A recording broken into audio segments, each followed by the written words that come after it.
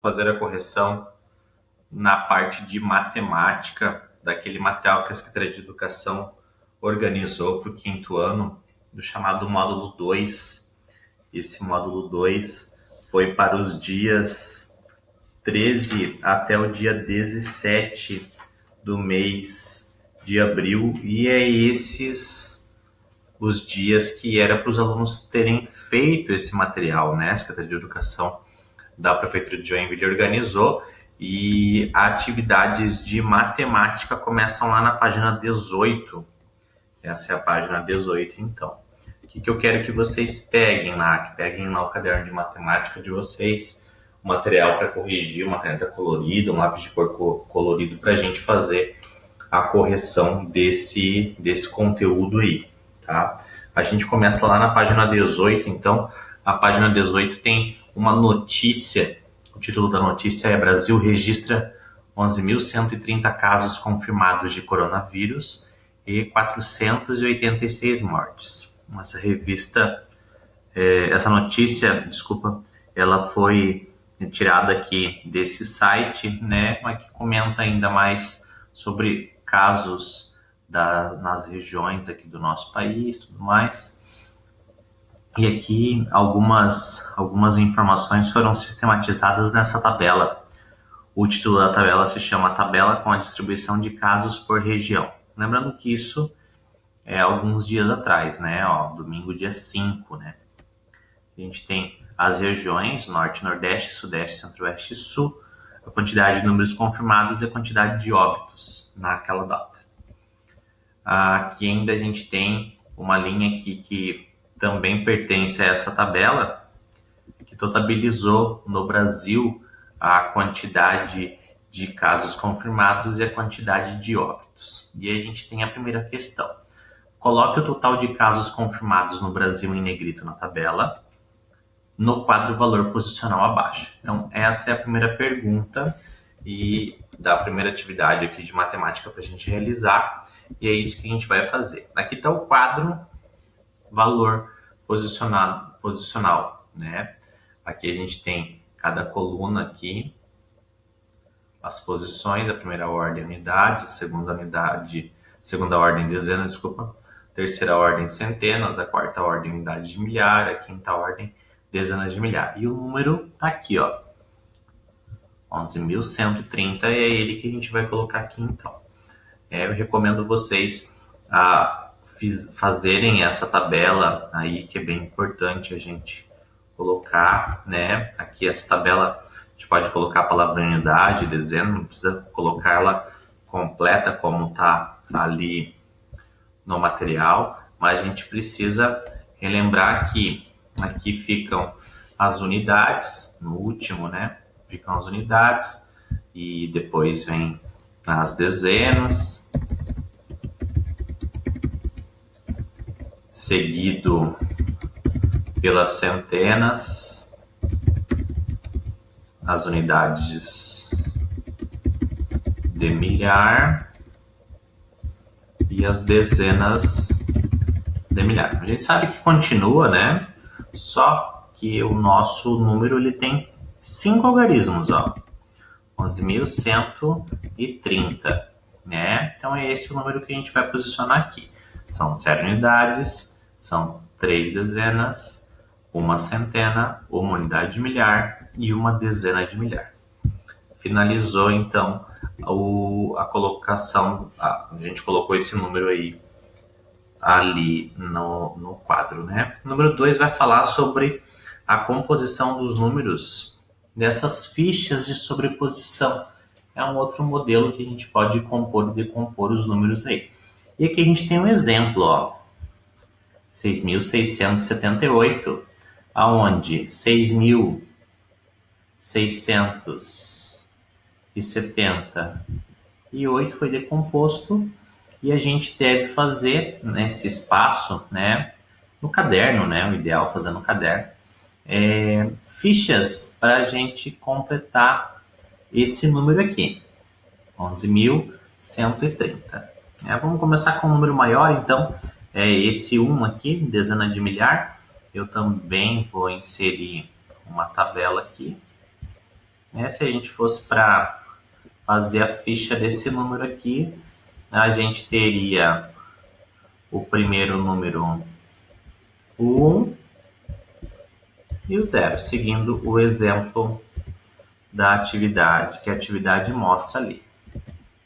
Tá ali, ó. Depois o outro número ele vai diminuindo, porque aquele 6 representa 600. Esse 1 representa 1000. E aí a gente vai fazer uma tabela com 4 colunas e representando o número 1000. Aqui a minha vai ficando todos nesse comprimento aqui, mas se você fez quadrado, como mostrava o exemplo ali da atividade, não tem problema, tá? O número não vai mudar. Depois ele vai diminuindo, reparem, ó, 7 ali, por exemplo, 70, o nosso 1. São 3 1, né? Cada um desses representa um número. Esse 1 de cá, ele está representando o número 100. Ele é o terceiro, né? E ali ele representa o 100, então.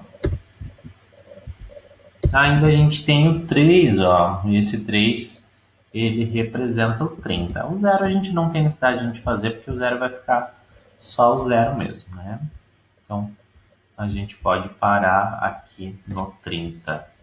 Esse 3 que representa 30. É bem importante a gente saber isso. Essa ficha de sobreposição, talvez você já tenha visto em um outro ano do ensino fundamental. Às vezes foi trabalhado com você isso em um outro ano. A gente não vai fazer isso no quinto não, mas a gente está relembrando. Número 3.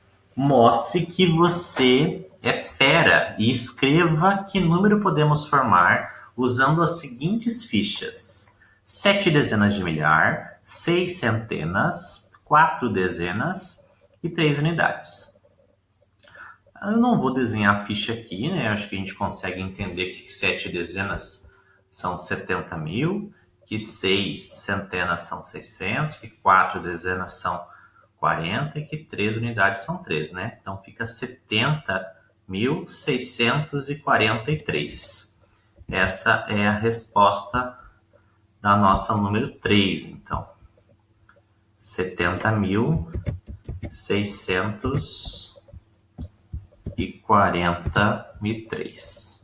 Por favor, não esqueça de passar o certo, já que o objetivo do nosso vídeo é fazer a correção dessas atividades, né? Só assistir e não corrigir não vai fazer sentido. Vamos para o número 4. No número 4 a gente também tem um quadro, ó. Observe o número abaixo e responda as seguintes questões. A gente tem um número representado no quadro 23.456. Letra A. Quantas unidades vale o número 3 nesse número? Quantas unidades vale o número 3? Mas, professor, o número 3 ele não está na unidade, ele está na unidade de milhar. Mas aquele 3 na unidade de milhar, ele representa quantas unidades? Ele representa 3.000 unidades. Eu vou adicionar um número aqui também, que é importante a gente ter esse número no nosso caderno, né? 23.456. São 3.000 unidades também. A letra B. E o 2, quantas unidades vale? O 2 está sendo representado aqui no começo do número, ó, dezenas de milhar. Né? Dezena de milhar, dezena é 20, de milhar é 20.000. 20.000, então, representa. Quantas unidades de milhar tem esse número? Unidades de milhar. Quantas unidades de milhar tem esse número? Esse número ele possui 23.000 unidades, 23 unidades de milhar. Reparem, são 23 unidades o número completo, né? São 3.000, 20.000, 23 unidades de milhar. Número 5. Observe a reta abaixo e complete com os números faltantes. Atenção, os números estão em ordem crescente, da esquerda para a direita. Eu recebi algumas mensagens sobre essa atividade, que algumas pessoas estavam com certa dificuldade, e foi bem legal, sabe, resolver junto com vocês. Se vocês tiverem alguma dúvida, enquanto a gente tem o prazo para responder essas questões, eu peço que vocês entrem em contato lá no Google Classroom ou via mensagem mesmo. Nossa escola tem um número lá que pode ter para alguma dúvida, para os professores responderem. O professor tem o número do professor, todo mundo já tem acesso aí para fazer essa resposta, essa tirada de dúvidas, desculpa, né? Para não deixar essa atividade só agora para correção, né? Conforme a gente vai fazendo, a gente já vai tirando as dúvidas. E aqui é um tira dúvida geral. Mas se você tiver alguma dúvida no momento de fazer a atividade, me procure que a gente consegue tirar a sua dúvida aí e resolver a sua situação aí se você está com algum problema. Então, essas 5 a gente tem, alguns números faltantes e alguns números que estão aparecendo aqui. Eu quero que vocês percebam que é um padrão. 79, tem um outro número, 85, tem outro número, 91. Eles estão crescendo em um padrão, 79 para 85, estão crescendo 6. 85 para 91, eles estão crescendo 6. Mas reparem que tem um número no meio, né? Metade de 6 é 3. Então, 79 até chegar aqui são mais 3. Desse aqui até chegar a 85 são mais 3. Esse padrão é bem importante a gente perceber nas numerações. É uma forma da gente entender como que está crescendo esses números. Então, a gente começa aqui pelo esse meio, 79. A gente descobriu que o padrão aqui é 3, então já que de um para o outro é 6, a metade é 3, do 79 até aqui é 3. 79 mais 3 vai dar 82. 82 mais 3 vai dar 85. A gente continuar assim, 85 mais 3 vai dar 88. 88 mais 3 vai dar 91. E assim a gente vai continuar. Então, eu vou fazer aqui no caderno, né? A gente só vai colocar os números ali que eles vão crescendo. Então, a gente tem um primeiro número que não aparece, um segundo número aqui, 79. Eu vou colocar o 79 e depois eu coloco do ladinho certo ali. 79 mais 3, 82. Mais 3, 85. Mais 3, esse número aqui, 88. Mais 3, 91. Mais 3, 94. Mais 3, 97. Faltou esses números de antes aqui. 79, se estava de um lado aumentando, do outro lado vai diminuir.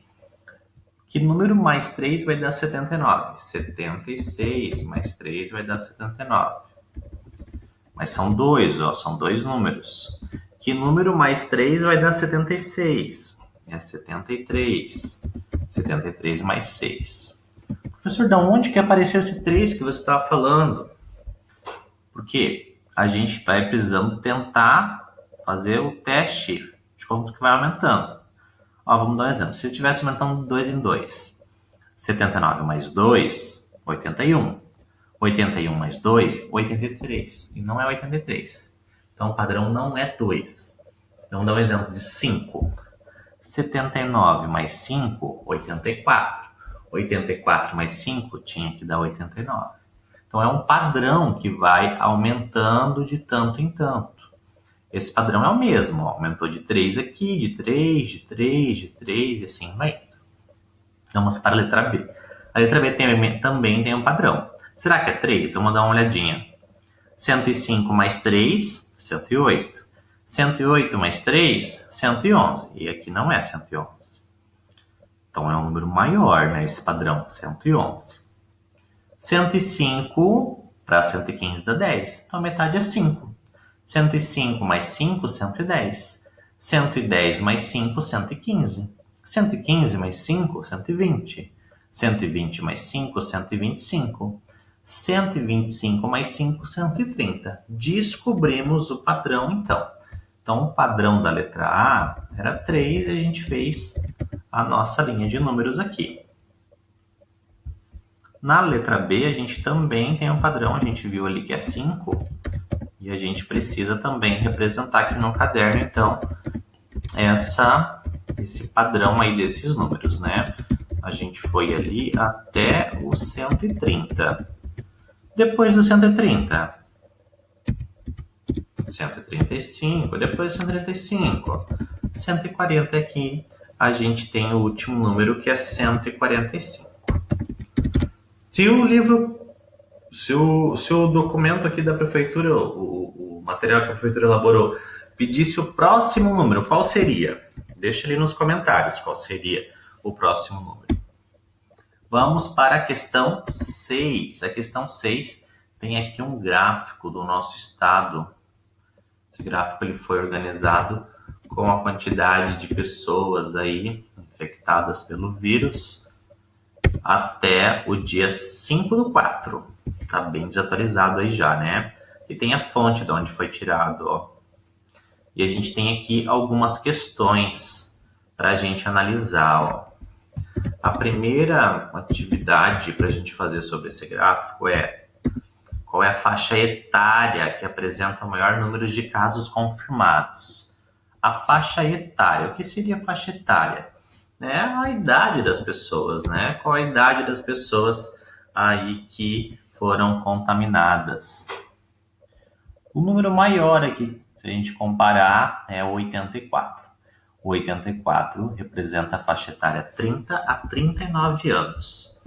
Essa é a faixa etária que a gente vai escrever aqui então, que é do 30 ao 39 anos.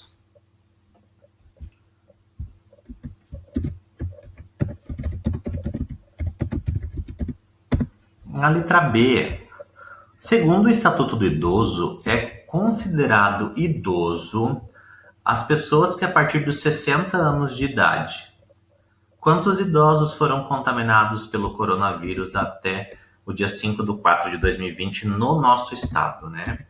E aí a gente precisa fazer uma somatória desses números aqui. A gente tem aqui 69, 22, 69, 60, 69 anos, 22, 70, 79 anos, 12, 80 a 89 anos, 2, 90 a 99 anos, e uma pessoa pelo coronavírus que tem acima de 100 anos até 109 anos. Precisamos fazer a soma desses números aqui, então. A gente pode fazer mental, a gente pode fazer isso no nosso caderno, né? É importante que a gente faça aí no nosso caderno. Vamos lá, então. Então, o primeiro número que a gente tem é 69. Depois a gente tem 22. 22.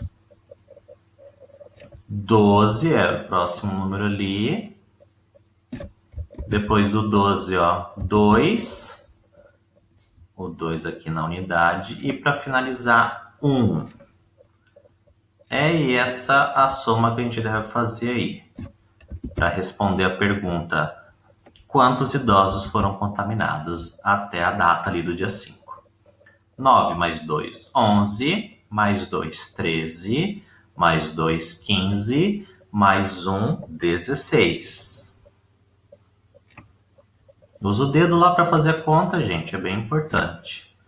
Subiu o 1 do 16 aqui, né? A dezena. 1 mais 6, 7. Mais 2, 9. Mais 1, 10. São 106 idosos aí, então, que pegaram o coronavírus até o dia 5 aí desse mês. Aqui a gente finaliza o número 6 e agora a gente vai para número 7. A número 7 nós temos aqui um gráfico, esse é o gráfico de pizza. Bateu uma fome aí quando eu falei pizza. também chamado de gráfico de setores ou gráfico circular. Com certeza vocês já perceberam esse gráfico aí na vida escolar de vocês. Ele vai representar os casos de dengue contraídos aqui em Santa Catarina, né? Aqui a gente tem a fonte desse gráfico, né? Dessa notícia lá do site G1. E pela primeira vez no ano, os casos de dengue contraídos dentro do estado ultrapassam de infectados fora do território catarinense. Ou seja, as pessoas geralmente elas pegavam dengue fora de Santa Catarina e vinham para Santa Catarina. Agora é o contrário. Elas estão pegando dengue dentro de Santa Catarina mesmo. Que a gente tem uma lista da quantidade de pessoas infectadas nas cidades. Joinville lidera a lista com 44 casos, isso na data que foi olhado aqui, né, essa notícia. E a gente tem outras cidades representadas por outras cores. Eu quero que vocês percebam que aqui a gente tem algumas perguntas aqui sobre esse gráfico. Eu não vou copiar toda essa número 7 aqui no nosso caderno, que não tem necessidade. A gente tem um gráfico ali para a gente analisar. Então, a primeira pergunta quer saber quais as duas cidades com maior incidência de dengue. Essa é a primeira pergunta. As duas cidades. A primeira a gente já viu, né? Que é Joinville, a nossa cidade. Infelizmente, a gente está com mais casos de dengue dessa vez. E esse segundo aqui, que é o maior, é a cidade de Maravilha. Maravilha é uma cidade, gente. Maravilha é uma cidade que fica lá no oeste de Santa Catarina. Quantas pessoas contaminadas no total? No total, eu acredito que seja dessas duas cidades, né?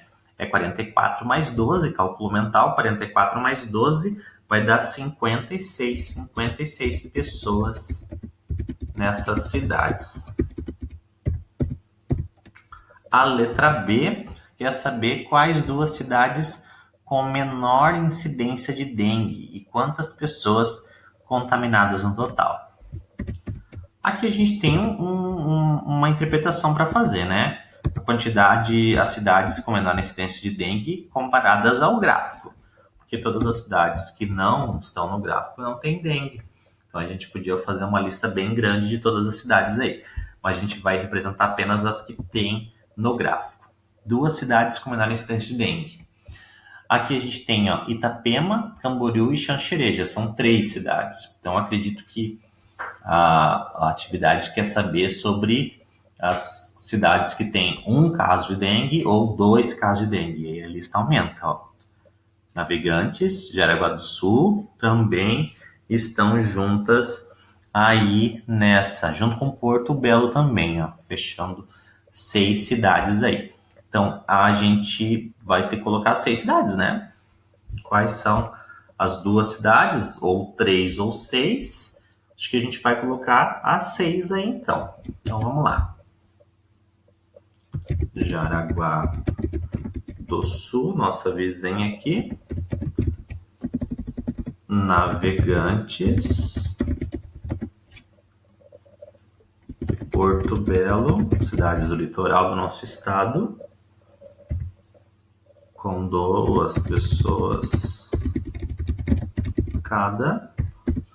E ainda a gente tem Camboriú, da vizinha Balneário Camboriú, Itapema e Xanxerê, lá no oeste, pertinho de Maravilha, com 1 pessoa cada. Reparem que a gente tem uma outra pergunta na B ainda, quantas pessoas contaminadas no total? Se a gente somar 2 em cada um aqui, 2, 4, 6, mais 1 de cada, 7, 8, 9, a gente soma 9 pessoas nessas cidades.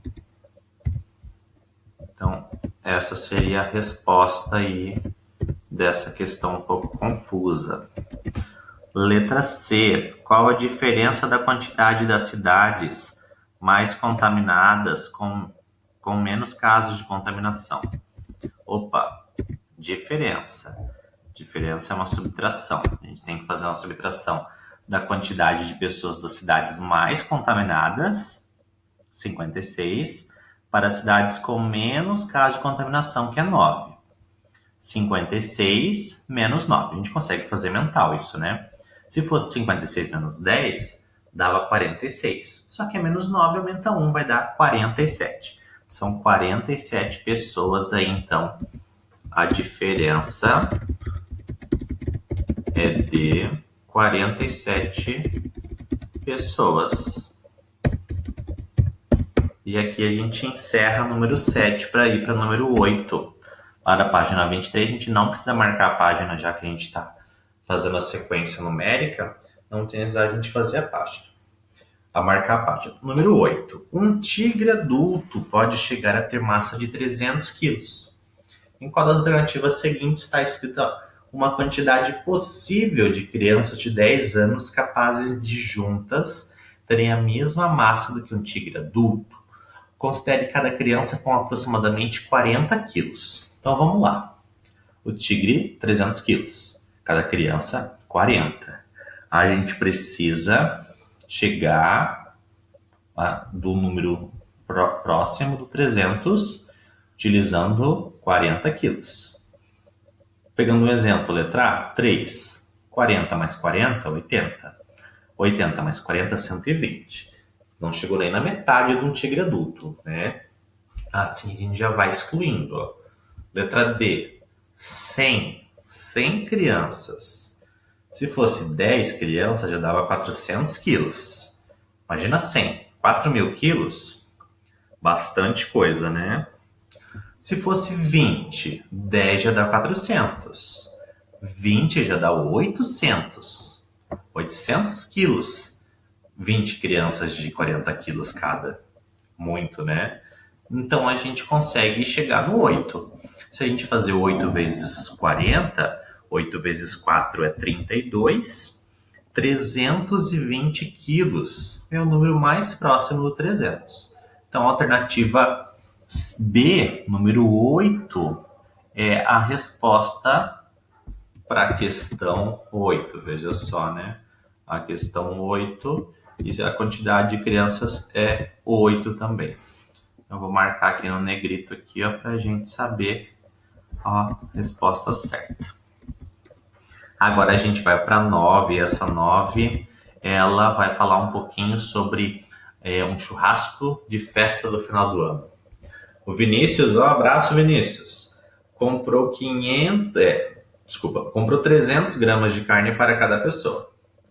Ele compra 300 gramas de carne para cada pessoa. No caso de 72 convidados, se os 72 convidados comparecerem, quantos quilogramas de carne Vinícius deverá comprar, considerando a medida anterior?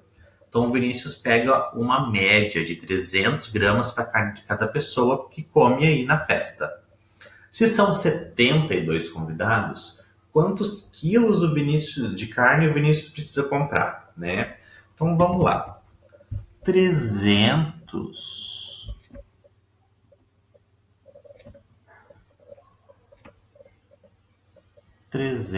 gramas,